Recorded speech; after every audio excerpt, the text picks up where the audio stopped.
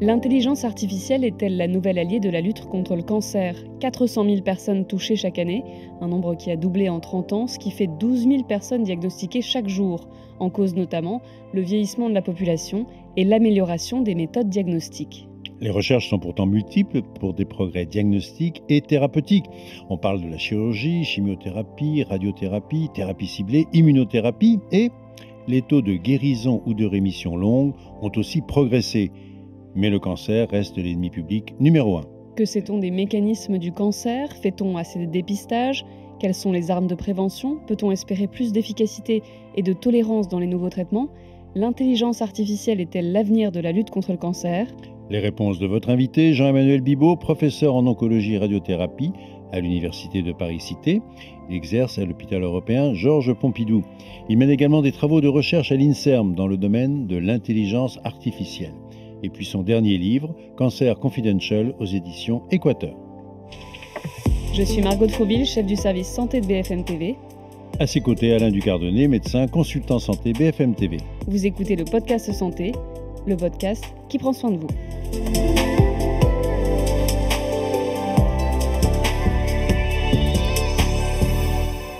Jean-Emmanuel Bibaud, bonjour. Alors, peut-être pour commencer de façon assez classique, est-ce qu'on pourrait donner une définition du cancer ou des cancers, ou en d'autres termes, comment va naître une tumeur cancéreuse? Alors, le cancer, c'est globalement une maladie, de l'ADN, on va dire, et donc une accumulation de mutations. On considère qu'il faut à peu près 50 à 100 mutations avant vraiment qu'une cellule devienne cancéreuse, et ces mutations vont, avoir comme conséquence, une perte, on va dire, des mécanismes de contrôle de la réplication de ces cellules. C'est parce Il y que a quand ça se multiplie, ça fait des erreurs, quoi. Voilà, donc ça se multiplie, hors de tout contrôle, ça échappe au système immunitaire, de la personne, et puis, au bout d'un moment, ça acquiert même la capacité de passer, par exemple, dans les vaisseaux sanguins et d'aller, se nicher dans d'autres organes, et ça peut potentiellement donc faire des métastases. Est-il vrai que quand on n'a pas de symptômes, c'est pas forcément un signe, un mauvais signe? Exactement, et c'est là où c'est difficile, c'est que de certains types de cancers, et je pense notamment au cancer de la prostate, qui est le cancer le plus fréquent chez l'homme, on enseigne aux étudiants que, ce type de cancer-là n'a, typiquement aucun symptôme, et donc ce n'est pas parce que vous n'avez pas de symptômes que malheureusement vous n'avez pas de cancer, et donc c'est toute la difficulté en réalité de dépister de façon efficace ce genre de maladie-là. Alors, on entend aussi également, si on parle en effet des verbatim, il y a beaucoup de personnes qui disent: «Mais je comprends pas, moi je fais très attention, je fais du sport, je fais de l'activité physique régulièrement, je mange équilibré, je ne fume pas, je bois modérément et ça me tombe quand même dessus». Alors le premier message, c'est que effectivement, c'est plutôt bien de ne pas, faire tout ça. C'est-à-dire de ne pas fumer, de ne pas boire d'alcool, d'avoir une activité physique régulière, de ne pas manger de nourriture ni trop sucrée, ni trop salée, ni trop transformée, et cetera. Donc première chose, oui, il faut soutenir ça, c'est clair et net, mais malheureusement, chez certaines personnes, ça ne suffit pas. Je peux vous donner un exemple, hein, et c'est une des raisons pour lesquelles je pense qu'il faut vraiment sortir de la culpabilité qu'on peut avoir par rapport au cancer parfois. 20 des personnes qui ont des cancers du poumon, par exemple, n'ont jamais fumé, ne sont pas des fumeurs, et donc il y a vraiment, cette notion parfois où on demande aux patients: «Est-ce que vous avez fumé?» avec, derrière l'éventuelle culpabilité. Ça, je crois qu'il faut sortir de ça évidemment, puisque malheureusement, il y a beaucoup de personnes qui sont touchées par cette maladie-là et qui n'ont, «jamais rien fait» entre guillemets, pour l'expliquer. Donc lutter contre un sentiment de culpabilité et parfois le besoin aussi d'avoir des réponses, sans vivre en permanence dans l'angoisse. On sait qu'il y a beaucoup de pollution, qu'on parle, de pollution environnementale, la pollution intérieure qui est 7 à 8 fois pire, les vêtements, l'eau, enfin bon, voilà, comment on fait pour faire la part des choses? Alors actuellement, justement, on l'a fait qu'assez moyennement sur le plan scientifique, la part des choses. Vous savez qu'on en parle souvent, il y a une authentique augmentation notamment des cancers, du sein, des cancers digestifs, des cancers du pancréas chez les jeunes particulièrement. Alors chez les jeunes, c'est les personnes de moins de 50 ans, et on ne l'explique que partiellement. Potentiellement, il pourrait y avoir de la participation de plusieurs choses à la fois, pas un seul facteur, mais plusieurs facteurs à la fois, parmi lesquels ceux que vous avez cités, donc la pollution atmosphérique, éventuellement les microplastiques, et puis il y a même des hypothèses qui laisseraient à penser que l'exposition de vos parents quand vous étiez, fœtus ou même peut-être avant, aurait des conséquences, avec notamment l'épigénétique, sur vous, même des années, voire des décennies plus tard. Donc c'est des mécanismes d'explication qui sont en réalité extrêmement complexes à comprendre et à mettre en évidence, parce que plus vous avez un délai important entre le moment où vous développez une maladie et le moment où vous avez été exposé aux facteurs qui vous, justement, augmentent le risque, et ben, les scientifiques, les épidémiologistes, ils ont beaucoup de mal à le À faire le trouver. lien, ouais. Mais ce qui est intéressant quand même, c'est que là, on comprend bien peut-être pour le nombre qui augmente, régulièrement, mais dans votre livre, il y a une partie tout à fait passionnante qui est justement sur l'historique. Or, le cancer, on n'en parle pas que depuis un siècle. Ouais, alors c'est une des raisons du livre, en fait, initial, c'est qu'on dit très souvent, alors c'est pas complètement faux, hein, mais que le cancer, c'est une maladie, des temps Mmh. modernes. En réalité, c'est pas une maladie des temps modernes, je l'explique au début, c'est, quelque chose dont on retrouve les traces déjà il y a 1,7 million d'années. D'abord sur des dinosaures et puis ensuite sur des hominidés, donc ce sont un peu nos ancêtres, et on voit sur ces squelettes, notamment des traces de cancer déjà assez rares qui sont des sarcomes. Puisque ce sont, des maladies qui peuvent notamment toucher les os et donc c'est pour montrer que, déjà, il y a bien longtemps, ça existait déjà et la seule différence, c'est que la compréhension qu'on en avait, évidemment, était très différente d'actuellement et le message aussi derrière, c'est que potentiellement, la compréhension qu'on a actuellement, où on a l'impression qu'on maîtrise les choses avec, la science et l'explication, potentiellement dans 50 ans, on trouvera ça complètement simpliste et donc évidemment, non valide et l'idée, c'est d'expliquer qu'en fait, la science, c'est aussi quelque chose qui est très mouvant et qu'il y a pas, si vous voulez, de réponse toute faite. Donc si vous voulez, quand on parle souvent sur les réseaux sociaux, de traitements qui seraient cachés, aux gens et cetera, avec ces notions un peu conspirationnistes, c'est pour expliquer que non, il y a pas de traitement caché. C'est simplement que c'est extrêmement difficile, extrêmement mouvant et que ce qu'on fait aujourd'hui sera peut-être faux demain et ce qu'on pensait faux aujourd'hui sera peut-être vrai demain, mais qu'il y a personne qui n'a la réponse toute faite. Les femmes et les hommes sont-ils égaux face au cancer?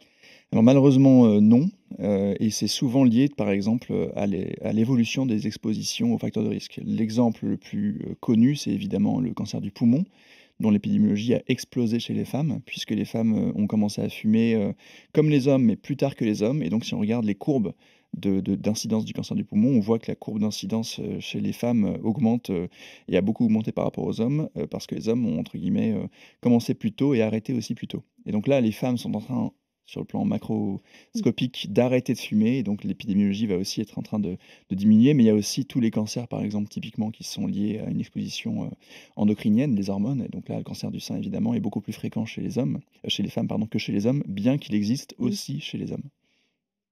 Alors, vous évoquiez d'ailleurs le fait qu'en effet, le diagnostic doit être le plus précoce possible, parce qu'en effet, les chances de guérison ou de rémission sont plus importantes. Quelle est votre vision des dépistages en France?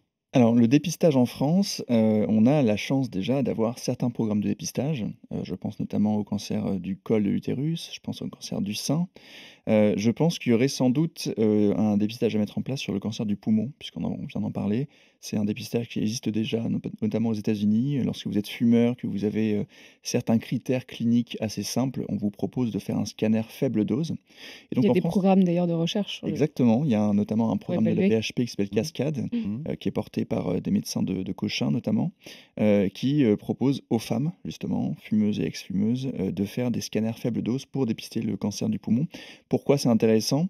Parce qu'on sait qu'effectivement un cancer du poumon, lorsqu'on le trouve très, très tôt et bien, on a des traitements vraiment curatifs avant qu'il ne soit métastatique. Là où c'est difficile aussi pour nuancer un petit peu, c'est que, il faut aussi savoir que, nous tous, on est aussi porteurs de petits nodules pulmonaires qui sont pas forcément des cancers et donc parfois de faire la part des choses entre, le cancer et un petit nodule pulmonaire qui est là depuis des années, dans ses poumons, c'est pas évident. Donc il y a toujours un risque de ce qu'on appelle le Mmh. surdiagnostic. C'est aussi un problème qu'on a pour le cancer du sein avec les mammographies ou alors, évidemment et surtout pour le cancer de la prostate. Raison pour laquelle il n'y a pas de programme national de dépistage du cancer de prostate et donc toute la question du dépistage est de trouver la bonne balance entre, trouver trop de cancers pour rien ou alors ne pas trouver les cancers avant qu'ils ne deviennent métastatiques. Mais Sauf Les études quand même tendent à montrer que dans le domaine du cancer du poumon, il y a quand même un bénéfice très acquis. Or la Haute Autorité de Santé tarde un petit peu, pourquoi? C'est exactement ça, les études, alors il y a eu plusieurs études, mais la principale, c'est le NLST aux États-Unis qui a montré assez clairement que, lorsqu'on faisait un dépistage, on sauvait des vies, comme pour le cancer du sein, par exemple. Je pense que l'une des raisons, c'est que, en fait, le ratio du nombre de scanners à faire pour le nombre de «vies à sauver» entre guillemets est encore assez élevé. C'est-à-dire que ça va coûter très cher et ça va prendre beaucoup de temps sur les machines de scanner. Vous savez qu'on n'a pas non plus un pool, on va dire sans limite de scanners. On ne peut pas, entre guillemets «emboliser» les scanners, au détriment des patients qui en ont déjà besoin. Mais moi je pense qu'il y aurait quand même besoin de le faire, ce dépistage, je suis assez clair là-dessus. Et sur le cancer du sein, il y a une réflexion pour abaisser l'âge du dépistage, ça aurait un sens ou il faut faire du cas par cas en fonction des risques, Alors familiaux? il y a déjà des cas par cas Mmh. évidemment en fonction des risques, notamment génétiques, avec les mutations dont on a déjà beaucoup parlé dans les médias, notamment via Angelina Jolie ou ce genre de célébrités. Mais effectivement, il y a des discussions pour abaisser le début du dépistage. Actuellement, c'est, entre 50 et 74 ans. C'est la même chose pour le cancer colorectal, hein. Vous savez qu'actuellement, on propose de faire, notamment le test, immunologique fécal à partir de 50 ans, potentiellement et notamment aux États-Unis, beaucoup de gens réfléchissent à abaisser ce seuil parce qu'on a de plus en plus malheureusement de cancers du sein et de cancers colorectaux avant 50 ans. Et donc si on abaisse l'âge de dépistage, on a potentiellement de meilleures chances de trouver, ces maladies-là chez ces personnes jeunes. Vous évoquiez tout à l'heure le scanner, donc l'imagerie. L'imagerie, je dis, dans votre spécialité, je pense, ça a été une véritable révolution, tant dans le diagnostic que dans le suivi. Et là, l'intelligence artificielle prend une place prépondérante? Alors elle a déjà pris en fait une place prépondérante. C'est vrai qu'on n'en parle pas forcément souvent, mais pour la radiothérapie par exemple, où on a besoin de faire un scanner du patient pour, déterminer l'endroit où on va envoyer les rayons X sur le cancer. Eh bien, jusqu'à il y a encore peut-être 2 ans et demi, on faisait cette, préparation du traitement, à la main. Ça veut dire qu'on dessinait sur les scanners coupe par coupe, donc parfois il y a 300 coupes. On faisait, une coupe sur, 3 par exemple et donc ça prenait 2 à 3 heures pour faire, tout ce contourage-là, on appelle ça le contourage. Faut imaginer que c'est comme si on dessinait sur un ordinateur les organes qu'on veut pas traiter et le cancer qu'on veut traiter. Maintenant ça c'est fait par de l'IA et de 2 à 3 heures, on passe à 2 à 3 minutes. Mmh.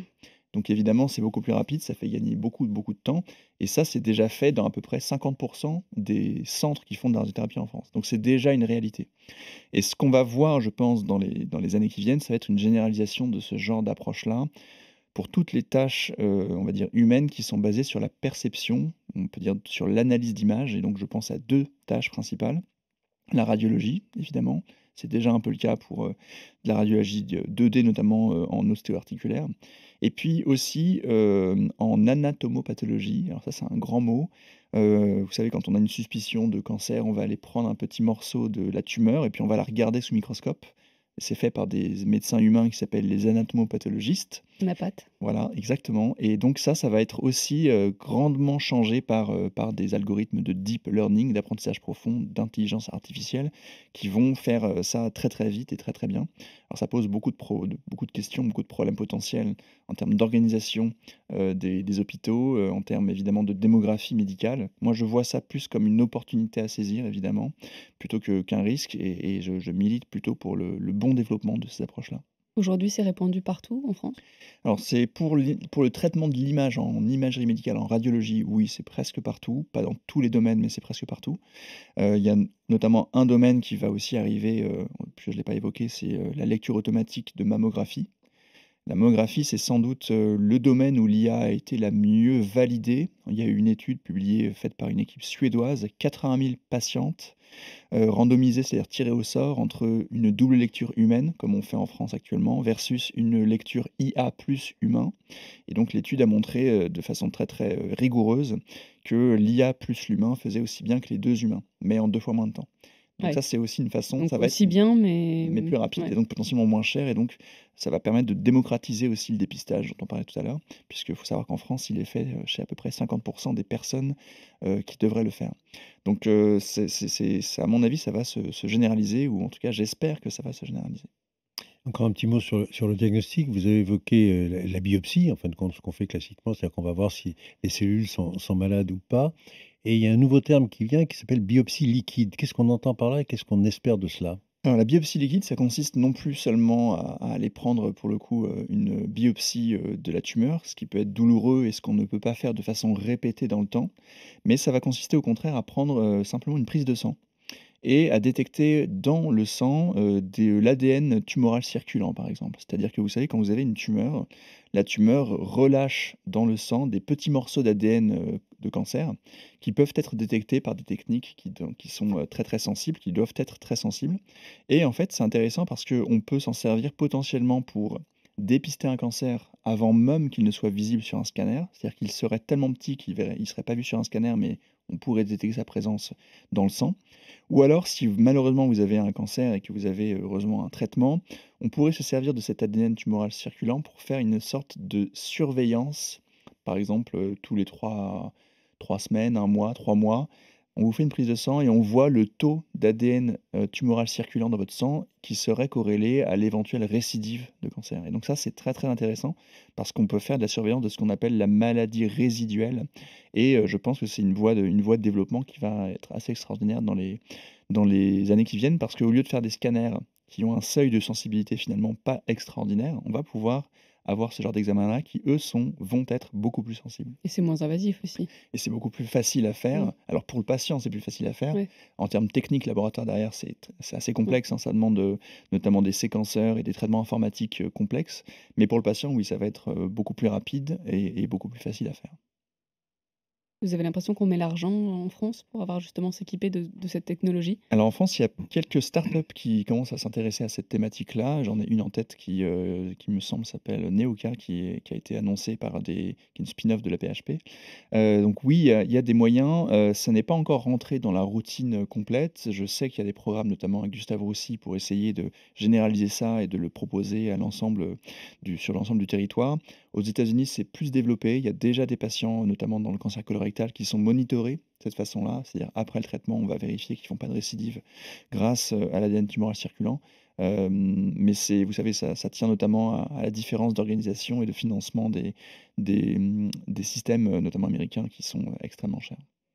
Alors vous êtes un spécialiste de l'IA, donc sans la mettre à toutes les sauces, mais, est-ce que dans le domaine de la prédiction, c'est-à-dire dans le domaine de, si on analyse les comportements de milliers et milliers de personnes, est-ce qu'on arriverait à cibler, à cribler en quelque sorte les personnes à risque? Oui, alors, moi, ce que je dis souvent, c'est que en fait, quand on parle d'IA médicale, il y a tout le pan de ce que, l'humain fait déjà qui va être fait par de l'IA. Donc c'est ce dont on a déjà parlé, en fait, c'est les tâches de perception, d'imagerie, donc anapath ou radiologie, qui vont être relativement, entre guillemets, «simples» à, contrôler parce que dans ce cas-là, c'est toujours un humain qui, après la réponse de la machine, valide ou pas.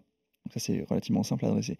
Là où c'est plus complexe, c'est justement toutes les IA prédictives alors, soit prédictifs qui vont, permettre de savoir si vous êtes à risque de développer un cancer dans quelques années ou toute autre maladie, ou alors si vous avez déjà une maladie, prédictive dans le sens où elle va pouvoir, guider les bons traitements à vous donner, ceux qui vont être efficaces. Et là, c'est beaucoup plus difficile à vérifier parce que vous pouvez demander au meilleur expert humain, il est incapable de façon quantitative précise de savoir «l'évolution de votre vie» entre guillemets. Donc oui, il y a déjà des modèles. On a développé notamment avec des étudiants, de Normal Sup, très récemment, notamment un modèle qui permet de prédire 5 ans à l'avance votre risque de développer un cancer du poumon si vous êtes fumeur. On prend, un ensemble de caractéristiques assez simples cliniques, le nombre de cigarettes que vous avez fumées, les maladies, liées au tabagisme chronique que vous avez potentiellement, les antécédents familiaux et cetera, avec une dizaine de caractéristiques. On peut prédire votre risque de façon très, très précise et donc j'en reviens au dépistage. Si vous faites partie d'un groupe à haut risque, Mmh. déterminé par l'IA en tout cas à haut risque et bah, peut-être que ce serait intéressant pour vous de faire ce fameux scanner faible dose et ce qui permettrait notamment, de faire baisser le fameux ratio, c'est-à-dire le nombre de scanners dont qu'on a besoin de faire pour trouver un cancer et donc pour «sauver une vie» entre guillemets. Et donc ce genre d'approche-là, couplée entre de l'IA et des examens, classiques, à mon avis, vont être, très intéressantes et amenées à se développer fortement dans les années qui viennent. Mais ça veut dire qu'en fait, vous allez dire à la personne: «Vous avez, 40 de chance ou de De malchance risque, de faire un cancer».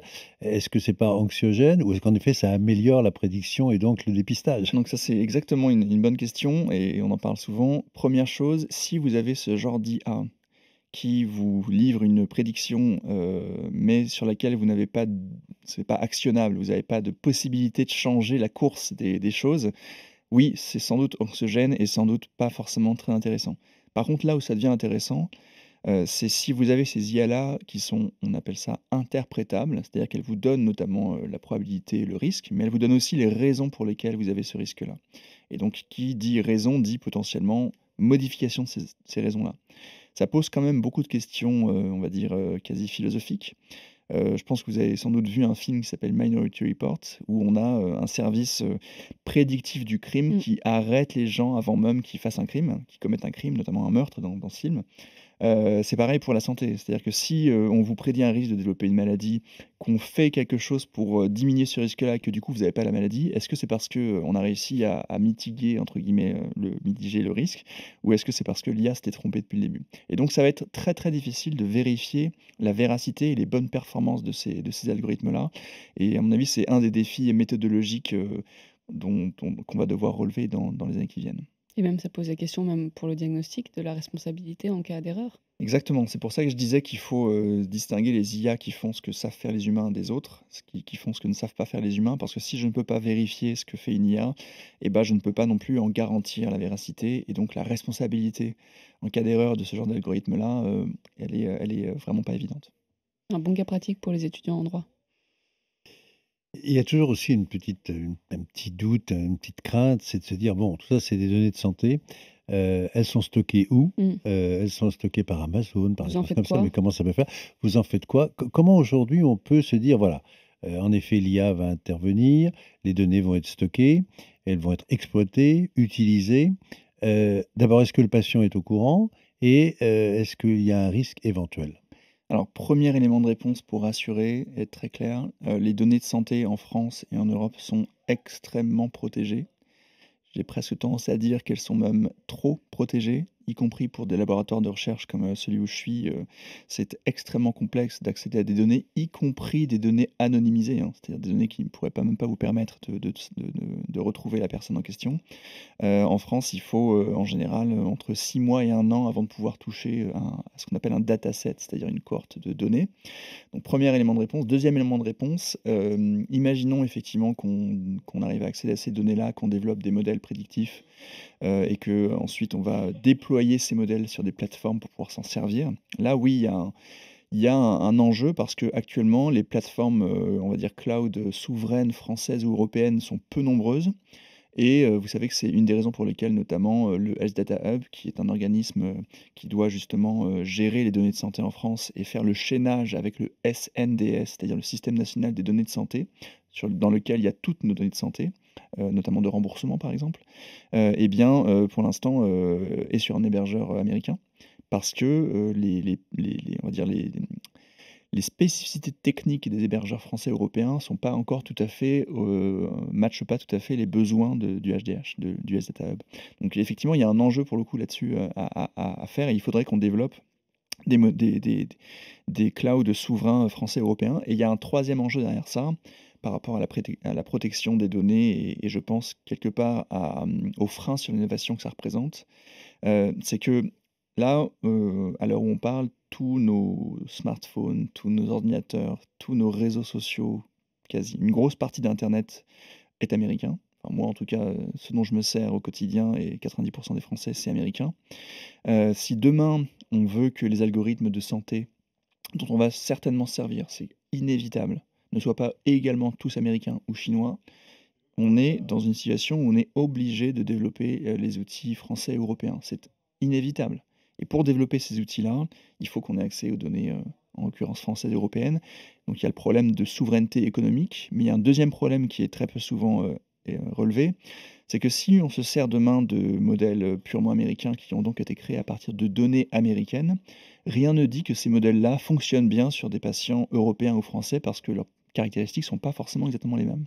Et donc, on pourrait être amené à se servir de modèles qui ne marchent pas bien en Europe, de ne même pas s'en rendre compte au quotidien, et donc, à la fin, de faire un vrai problème de santé publique, de perte de chance pour les patients.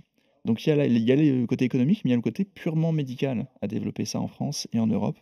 Et donc là, je pense que la Commission européenne en a bien pris conscience, puisque j'ai entendu, pas plus tard que ce matin, que le RGPD, donc le fameux règlement, notamment pour, gérer les données, était en train d'être un petit peu assoupli, et va l'être d'ici quelques mois.